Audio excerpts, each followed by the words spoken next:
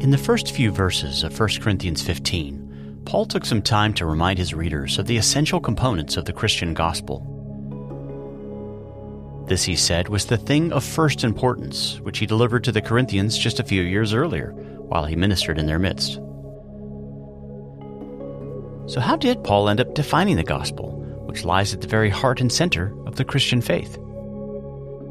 What is the thing of first importance for all Christian believers in all times and places? That's the focus of this edition of the Humble Skeptic podcast. Faith is believing in something you can't see, you can't feel, something that can't be proven. So then how do you know which is the right faith? I think that's a gut thing. I don't think about a right faith. I think about what resonates with me. I feel authentic. It brings me peace. I think there is no absolute truth in any religion. I think it's a matter of subjective experience. I kind of just trust my intuition, trust my gut. You just know. You just gotta follow it. You just gotta follow what you think is your faith. If faith is blind, then what makes one belief better or worse than any other? And if it's just a leap in the dark, why should any of us feel obligated to believe anything at all? My name is Shane Rosenthal. I was raised in a Jewish home, but became an atheist at a very young age. Later, as I began to question things, I ended up losing faith in my atheism and converted to Christianity. Since that time, I've never stopped asking questions, and I've spoken with authors and scholars from all over the world in order to explore the beliefs and ideas that shape our lives.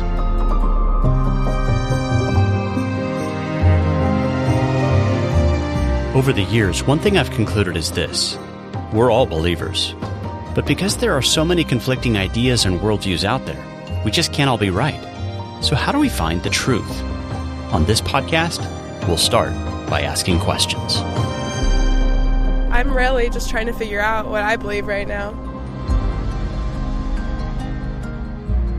Hey there, welcome to the Humble Skeptic podcast. On this episode, I'll be taking a deep dive into the first few lines of 1 Corinthians 15, which contains a clear and succinct summary of the Christian gospel as defined by the world's earliest Christian community. I'm convinced that in too many churches in our day, the gospel itself isn't well understood. It's just one of those things that everyone takes for granted, because we just sort of assume that everyone already knows what it is. As a result of this, over time, the focus begins to shift away to other, less important things. But Paul never did take the gospel for granted. As he says here in the first two verses of 1 Corinthians 15, it was actually the very heart and center of his preaching while he ministered among the Corinthians. It was the message upon which they stood and by which they were being saved. And now, after he's been away for a few years, he takes time in his letter to remind them of the gospel once more. When polled, many Christians in our day define the gospel in a variety of different ways. Some say that it relates to the fact that Jesus delivers us from things like loneliness, depression, or poverty, and that if we apply his principles, we can have our best life now. Others say that Jesus inspires us to renovate all our social institutions, and that he helps us to create our best world now. You know, the one without hate, greed, intolerance, or carbon emissions. The wonderful thing about 1 Corinthians 15 is that Paul not only tells us that the gospel is the thing of first importance, but he also clearly defines it for us. In verses 3 through 5, he says, "For I delivered to you as of first importance what I also received, that Christ died for our sins in accordance with the Scriptures, that he was buried, that he was raised on the third day in accordance with the Scriptures, and that he appeared to Cephas and then to the 12. You'll notice, first of all, that there are no instructions in this short summary. Nothing that you or I need to put on our to-do list. Now, of course, the Bible clearly does present commands and instructions, but what we need to understand first and foremost is that those things are not part of the gospel. According to Paul, the Christian gospel has to do with the fact that Christ died for our sins, that he was buried and raised on the third day, as testified centuries in advance throughout the Scriptures, and by living eyewitnesses of his own day. This is the very heart of the good news that Christians profess. You see, the word gospel simply refers to the announcement of good news. It's a report of something that's taken place in real space and time history, the result of which brings happiness and joy, like the announcement of an important peace treaty or the end of a great war. The Japanese have accepted our terms fully. That is the word we have just received from the White House in Washington, and I didn't expect to hear a celebration here in our newsroom in New York, but you can hear one going on behind me.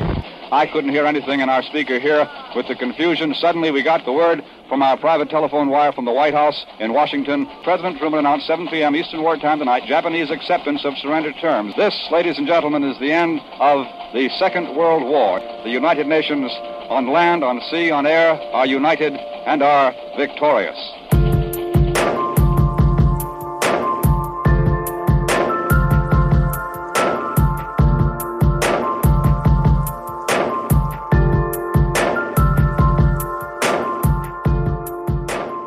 If you had a chance to listen to the pilot episode of this podcast, you may recall that at one point in my conversation with my dad, I mentioned that famous Life magazine photograph of a sailor in Times Square kissing a total stranger at the end of World War II.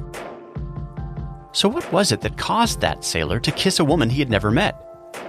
Well, it was just a natural reaction to hearing the good news that the war was over.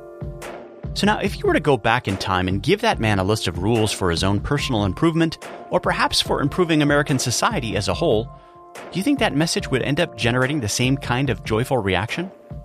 Of course it wouldn't, because you haven't given that sailor any news worth celebrating, just instructions and imperatives that he would then need to put into practice. And that's the point I'm trying to make. The gospel lies at the very heart and center of the Christian faith, and that gospel is the announcement not of things for us to do, but things that Christ has already accomplished. The good news, after all, is about Jesus, not ourselves. It's the announcement of Christ's victory over sin and death. The Bible is not only claiming that God revealed himself in a way to Moses, but also gives us a process by which future words from God will actually also be able to be authenticated. There are a couple passages in the book of Deuteronomy that are especially pertinent. On the last two programs, I spent some time talking with Dr. Mike Farley about the two criteria recorded in the book of Deuteronomy for distinguishing between true and false prophets. In Deuteronomy 13, Moses says that a true prophet will never lead the people to worship other gods, and that their teaching must be consistent with all that God had already revealed. And according to Deuteronomy 18, those who claim to speak for God should be completely rejected if the things they declare about the future do not end up coming to pass. So on this program, I'd like you to think about these two criteria as we consider the words here from 1 Corinthians 15. In verse 3, we're told that Christ died for our sins in accordance with the Scriptures. Therefore, the good news about Jesus should not be thought of as some kind of departure from the Jewish faith, but is in fact the true fulfillment of it. All that Christ accomplished is consistent with the promises recorded throughout the law and the prophets, just as Jesus himself taught in Luke 24 when he said to his disciples, "These are my words that I spoke to you while I was still with you, that everything written about me in the law of Moses and the prophets and the Psalms must be fulfilled." Now in 1 Corinthians 15, Paul not only says that Christ died, but also that he rose again from the dead, and that this too had been witnessed both by the ancient prophets as well as by living witnesses, such as Peter and the 12. This is important since it fulfills another requirement from the book of Deuteronomy regarding the value of eyewitness testimony. In Deuteronomy 19:15, we're told that a single witness shall not suffice. Only on the evidence of 2 or 3 witnesses shall a matter be established. According to Paul, therefore, part of the good news about Jesus' death, burial, and resurrection is that it has been firmly established by many credible eyewitnesses. Now, what's recorded for us succinctly here in 1 Corinthians 15 regarding Jesus' appearance to the 12 is unpacked a little further in a sermon that Peter gives in Acts chapter 10. Peter says this, "We are witnesses of all that Jesus did both in Judea and Jerusalem. They put him to death by hanging him on a tree, but God raised him on the 3rd day and made him to appear not to all the people, but to us who had been chosen by God as witnesses, who ate and drank with him after he rose from the dead. And he commanded us to preach to the people and to testify that he is the one appointed by God to be the judge of the living and the dead. To him all the prophets bear witness that everyone who believes in him receives forgiveness of sins through his name." End quote. Notice that in Peter's sermon, we find the same emphasis on Christ's death and resurrection, which had been testified well in advance by the Hebrew prophets and which had also been seen by numerous living eyewitnesses, that the matter might be officially established. Now let's take another close look at verse 3 of 1 Corinthians 15. Paul says, "I delivered to you as of first importance what I also received." There is strong evidence that this epistle was written by the spring of 54 AD, and that Paul had spent around 18 months ministering to the church of Corinth some 3 years earlier, which itself was just 2 decades removed from the time of Jesus' crucifixion. But I'd like to call your attention to the specific words Paul uses when he speaks about delivering to the Corinthians what he himself had received. Numerous scholars from a wide variety of backgrounds have pointed out the fact that the information Paul delivers in this passage is presented in a unique and stylized way. For example, in his summary of the gospel, we find parallelisms and other aids to memorization, particularly when we read that Christ died for our sins in accordance with the Scriptures, that he was buried, that he was raised on the third day in accordance with the Scriptures. For this and numerous other reasons, the vast consensus of New Testament scholars today, whether conservative, radically liberal, or even atheist, is that Paul was actually citing the words of the earliest Christian creed.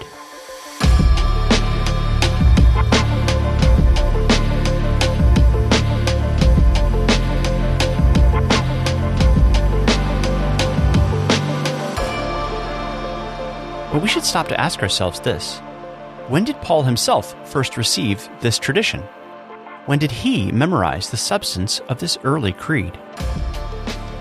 Well, according to a very liberal New Testament scholar such as John Dominic Crossan, the most likely source and time for Paul's reception of that tradition would have been Jerusalem in the early 30s, when, according to Galatians 1:18, he went up to Jerusalem to visit Peter. And N.T. Wright says of this early creed, "We are here in touch with the earliest Christian tradition, with something that was being said 2 decades or more before Paul wrote this letter." So think about the implications of this for a minute. If Paul received this tradition in the mid to early 30s when he first visited Jerusalem, this would indicate that the creed we find here in 1 Corinthians 15 had actually been formulated within just a few short years after Jesus' crucifixion.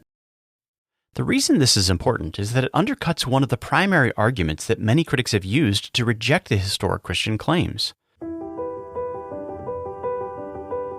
For example, many people over the last 2 centuries have attempted to argue that Jesus was just a nice teacher who came preaching a message of peace, love, and harmony. Unfortunately, this same Jesus ended up saying a few things to the powers that be, which eventually got him crucified. Then, as the years rolled on, what began as reverence for a martyred teacher, many decades later ended up transforming into full-blown worship. This is how it's argued that Jesus, the inspiring teacher from Galilee, eventually became the Christ of faith. And along those lines, stories were later crafted in order to make it look as if this Jesus was a kind of God. But according to the creed we find in 1 Corinthians 15, which scholars say originated just a few short years after the death of Jesus, we find a statement of faith of the earliest Christian community. From the very beginning, we find Christians affirming this idea that Jesus was Israel's divine Messiah. This, after all, is the meaning of the Greek word Christos that we find here in this early creed, and which in English is rendered Christ. Most of us, I think, are so familiar with this word that we simply gloss over it without even thinking about its meaning. So what did Jews believe about their coming Messiah? According to Isaiah 9:6, he was to be born as a child, and the government would be upon his shoulders, and his name would be called Wonderful Counselor, Mighty God. This is why in some of the Dead Sea Scrolls written a century or more before the time of Jesus, various Jewish writers spoke of the coming Messiah as a divine being who would one day establish an eternal kingdom. This is what is being affirmed in this creed that dates all the way back to the earlier mid-30s concerning a man who had recently been crucified. According to this creed, the one who was put to death in such a public manner at a time when Jerusalem was packed with visitors celebrating Passover was also later seen alive by numerous eyewitnesses. And the various things they claimed about Jesus, concerning his death for sin, his burial, and resurrection, had also been recorded centuries earlier by the Hebrew prophets. In other words, the old liberal idea that the Christian story evolved over the better part of a century, from Jesus the groovy teacher from Galilee to his legendary status as the God-man who triumphed over the grave, this hypothesis just isn't supported by the facts. From the very earliest days of the Christian movement, Jesus wasn't revered as a groovy teacher, but was worshipped as the divine Messiah who came to atone for sin and conquer death.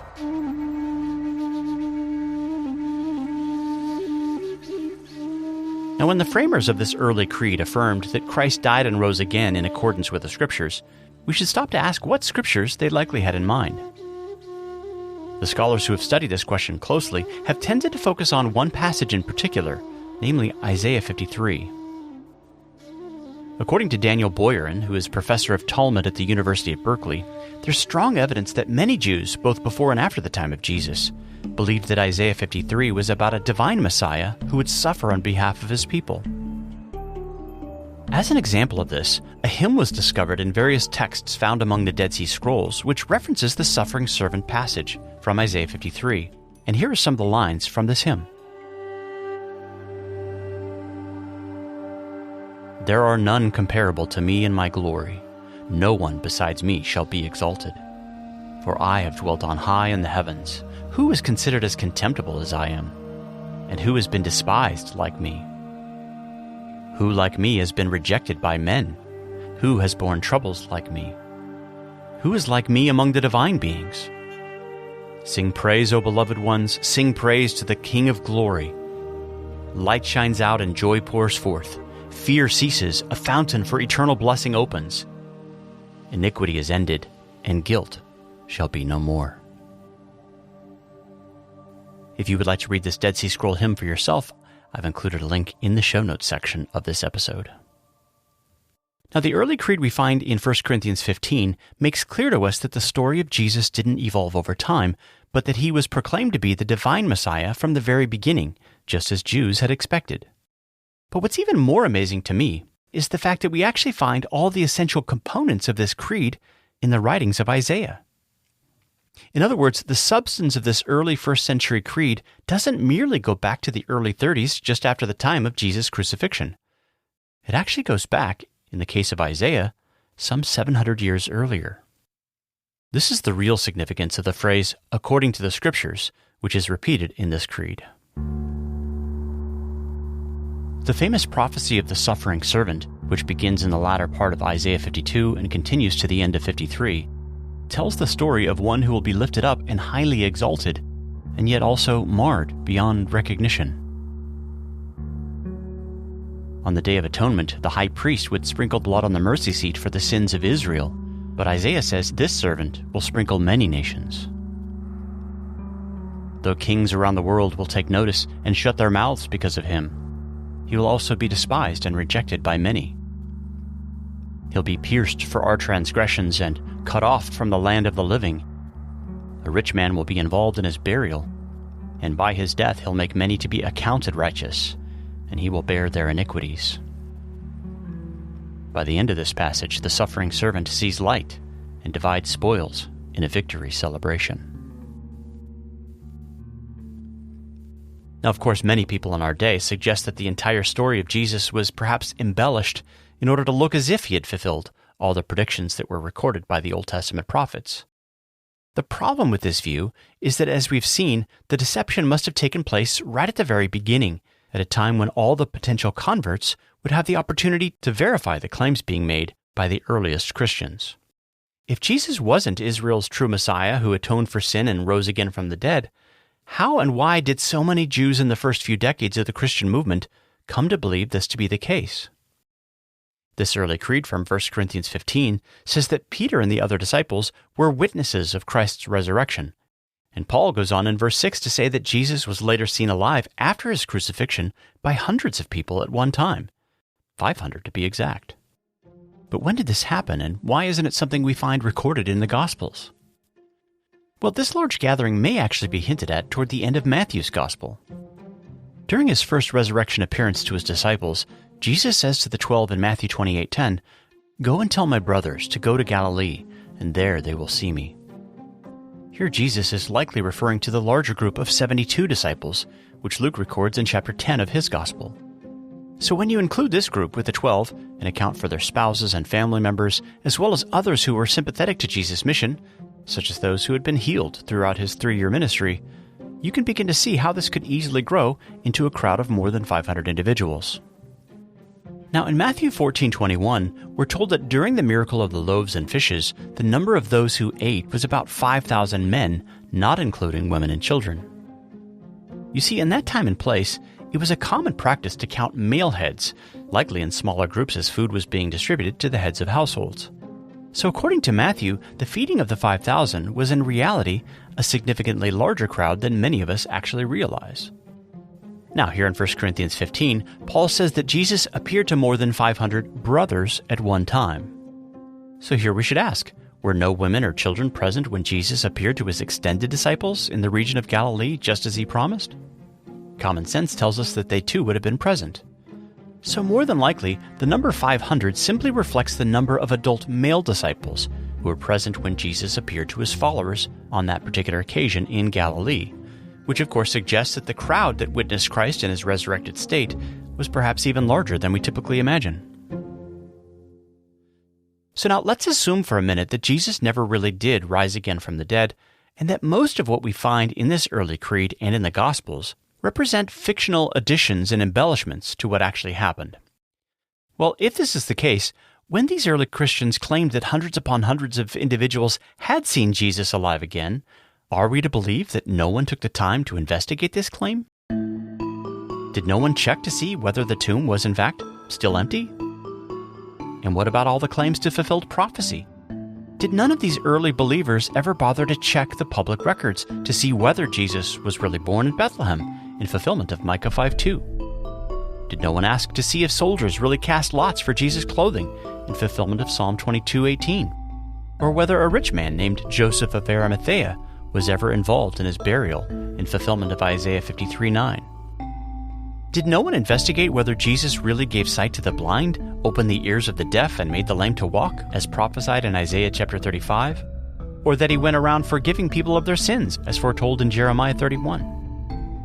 We know that the early Christian movement experienced explosive growth in the first few decades among both Jews and Gentiles. But given that the earliest followers of Jesus were often persecuted for their faith, why didn't anyone attempt to verify any of these important details? As we pointed out on previous episodes, according to the book of Deuteronomy, the people of Israel were specifically instructed to be skeptical of those who claimed to speak for God, unless their prophetic powers were actually confirmed by the events of the real world. And yet, in the case of the early Jesus movement, which was overwhelmingly Jewish from its inception, are we to believe that no one sought to confirm that Jesus really performed wonders or fulfilled Old Testament prophecy, even under the threat of persecution? Recall for a moment the words of Matthew 23, in which Jesus says to his followers, "Some of you will be killed and crucified, some will be flogged in the synagogues, and others will be persecuted from town to town." In Matthew chapter 10, he says, "Brother will deliver brother over to death, and the father his child, and you will be hated by all men for my name's sake." We have historical evidence that this sort of persecution actually occurred. So in light of this fact, how are we to account for the explosive growth of the early Christian movement? In my thinking, the most difficult aspect of the claim that the story of Jesus was embellished is recognizing the fact that many Old Testament prophecies ended up being fulfilled centuries later. For example, Isaiah 49 says of the Messiah, "It is too light a thing that you should be my servant, to raise up the tribes of Jacob and to bring back the preserved of Israel. I will make you as a light for the nations, that my salvation may reach to the ends of the earth." Now, of course, this part of the Jesus story is something that all of us are quite familiar with today, since over time, Christianity did in fact become the world's largest religion. So if fictional elements were added to Jesus' story in order to make it appear as though he had fulfilled various prophecies, it appears that those who invented this tale just happened to get incredibly lucky on this particular front. Jesus' message of salvation did end up reaching to the ends of the earth. Now, after mentioning the specific event in which Jesus was seen by hundreds of people, in verse 7 of 1 Corinthians 15, Paul then says that Jesus also appeared to James. Now, the interesting thing about Jesus' brother James is that he and his brothers are depicted in the Gospels as those who refused to believe that Jesus was Israel's divine Messiah. John 7:5 declares this explicitly, "For not even his brothers believed in him." Mark 3:21 puts it even more bluntly. In that passage, we're told that when members of his family heard about some of the things Jesus was doing, they went out to seize him, for they were saying, "He's out of his mind." But things have radically changed by the time we get to the opening chapter of the book of Acts, which says that after Jesus appeared to his disciples for a period which lasted over 40 days, Jesus' disciples gathered in the upper room in order to devote themselves to prayer, together with Mary, the mother of Jesus, and his brothers. So what changed James's mind?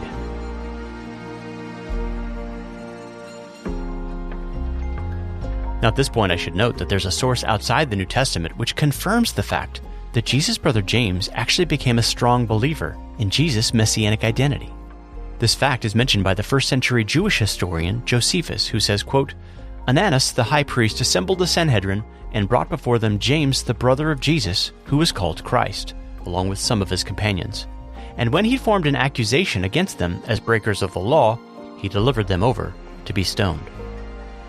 So this claim that James not only believed in Jesus, but later became one of the leaders of the Jerusalem church is actually something we find in both Christian and non-Christian sources. And this fact should cause everyone to ask, what was it that made James such a firm believer in the messianic identity of his own brother, even in the face of persecution and martyrdom? I believe that the best explanation for the conversion of James is what Paul describes here in 1 Corinthians 15, when he says that after Jesus appeared to the 12 and then to hundreds of others, he also appeared to his brother James. That's really the only kind of thing that has the power to convince a skeptical sibling. This is important because sometimes people will dismiss the writings of the New Testament as products of a believing community. In other words, it's not history but gospel, which some treat as a species of religious propaganda written by true believers who've already drunk the Kool-Aid. The Gospels were written not as history, scholars say, but as a kind of divine story, a gospel truth.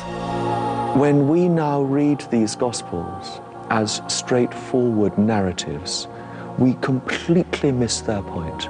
Well, whenever we look at the Bible, we have to keep in mind what we're reading. We're not reading a history book. When scholars try to use the books historically, problems emerge.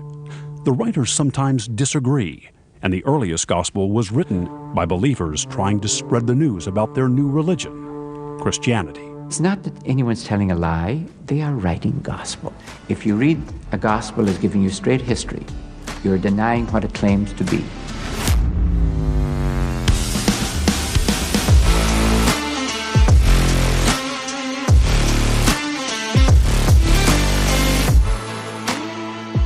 Those who make these kinds of claims are simply begging the question, how and why did Jesus' followers come to believe that he was the divine Messiah in the first place?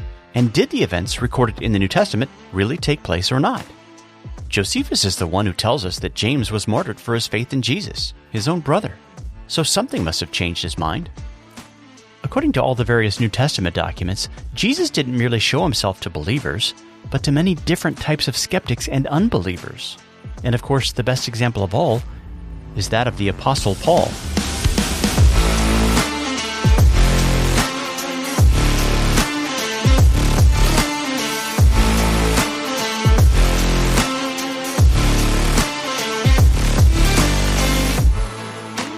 Scholars debate as to where this early creed cited by Paul ends, but essentially everyone admits that by verse 8, Paul has added his own testimony. Quote, "Last of all, as to one untimely born, he appeared also to me. For I am the least of the apostles, unworthy to be called an apostle, because I persecuted the church of God."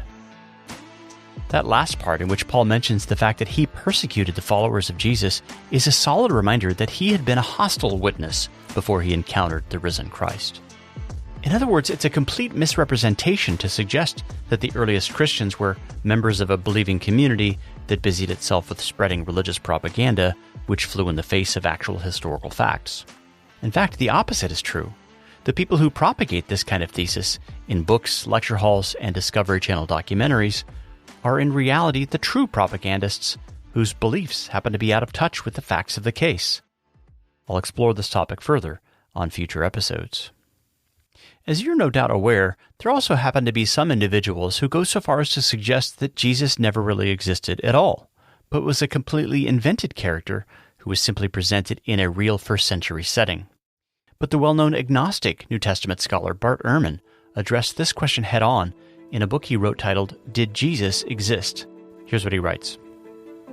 What easier way to undermine Christianity than to claim that Jesus never even existed, but was invented, made up, created?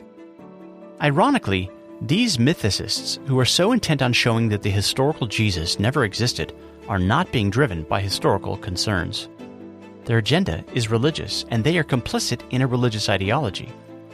They are not doing history, they are doing theology.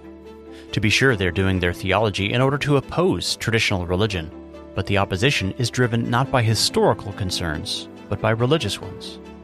I have to admit that I have a good deal of sympathy with these concerns, but I am also a historian who thinks that it's important not to promote revisionist versions of the past for ideological reasons rooted in non-historical agendas. Jesus did exist, whether we like it or not." End quote.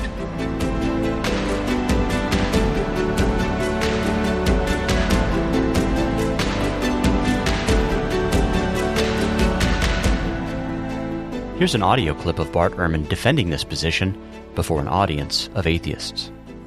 I know in the crowds you all run around with, it's commonly thought that Jesus did not exist. Let me tell you, once you get outside of your conclave, there is no scholar in any college or university in the Western world who teaches classics, ancient history, New Testament, early Christianity, any related field who doubts that Jesus existed. This is not even an issue for scholars of antiquity. The reason for thinking Jesus existed is because he is abundantly attested in early sources. That's why. Early and independent sources indicate certainly that Jesus existed. One author that we know about knew Jesus' brother and knew Jesus' closest disciple, Peter. He's an eyewitness to both Jesus' closest disciple and his brother. So I think that atheists have done themselves a disservice by jumping on the bandwagon of mythicism. Frankly, it makes you look foolish to the outside world. If that's what you're going to believe, you just look foolish.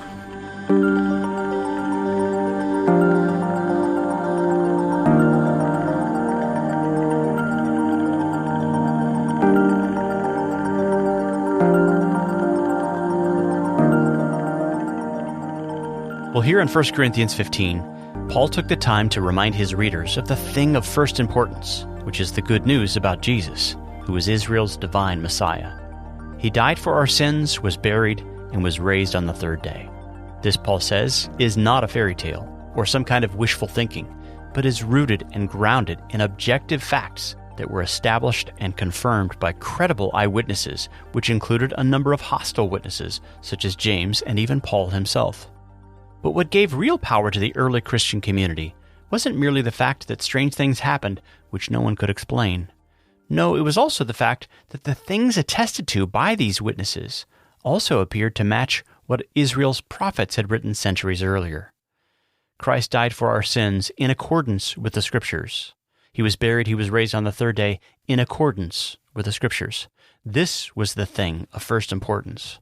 And this is why Christianity mushroomed throughout the first century and beyond. The point I'm trying to make here is this. The Christian gospel is not and never has been something we're called to blindly believe. No, from the very beginning, it was something attested to by reliable evidence of the highest possible kind. And that attestation is itself part of the good news that Christians profess. That's precisely what we find here in this early creed. In fact, in verse 14, Paul goes on to famously say that if Christ has not been raised, then our preaching is in vain and your faith is in vain. Here he makes clear that he's basing the Christian truth claim not on our feelings, experiences, intuitions, or wishes. No, we should only believe the gospel if it's true. And if it's not true, no one should believe it. Folks, the good news about Jesus is the thing of first importance. It's not a list of instructions for improving your life or a set of ideas for improving our society. It's a completed event. It's the good news about what Jesus has already accomplished once and for all. This news is trustworthy, reliable, and firmly established because it was written throughout the Scriptures in countless ways before it ever happened. There are many people in our world today who claim to know what lies beyond the grave. Some say this world is all there is and that nothing will happen when we die. Others say we'll be reincarnated again and again until we get rid of all of our bad karma. But at the end of the day, these are just claims. So what are we supposed to do? Take a leap of faith and choose the option we like best, or the one that resonates with our intuition? If you think about it, all claims of this kind are essentially predictions of the future. Your future. Therefore, ask yourself which of all the various claims about the afterlife actually has a track record of declaring the future before it happens.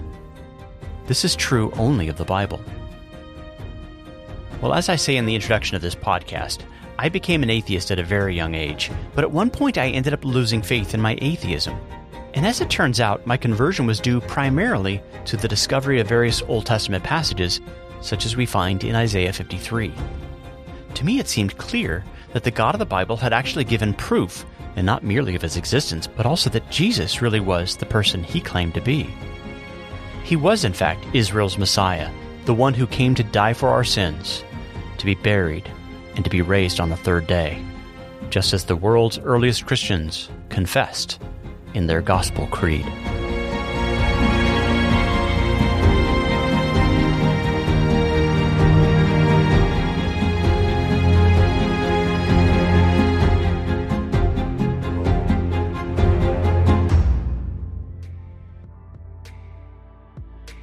Well, folks, thanks for joining me for this episode.